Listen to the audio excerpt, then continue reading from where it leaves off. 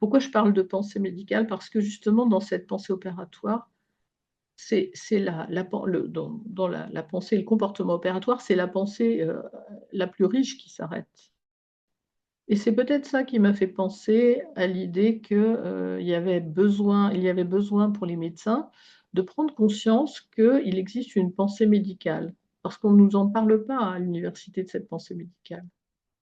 Donc le terme pensée médicale, moi pour moi c'est évident, mais pour bien des gens, même pour des médecins, ils se disent: «Mais de quoi elle parle?» Donc c'était intéressant à travers ce livre, d'arriver à décrire, mais à travers, la pratique, c'est-à-dire à travers des situations concrètes, comment j'avais pris conscience au moment où je pratique la médecine, soit pendant mes études à l'hôpital, soit, ensuite pendant mon activité de médecin du travail.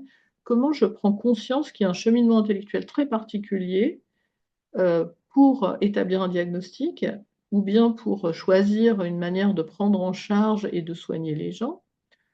Et je et sincèrement, pour avoir côtoyé des médecins étrangers, je pense que c'est un cheminement qui est universel et ce cheminement universel,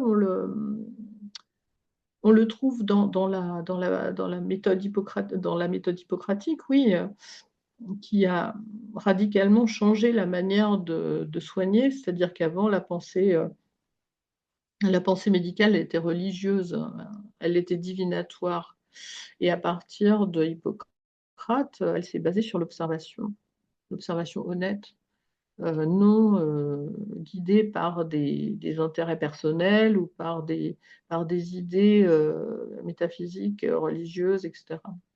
Donc ça, c'est vraiment essentiel et je pense sincèrement que la médecine allopathique, la plus, remarquable aujourd'hui quand elle existe, quand elle est pratiquée comme ça, vraiment c'est la méthode hippocratique.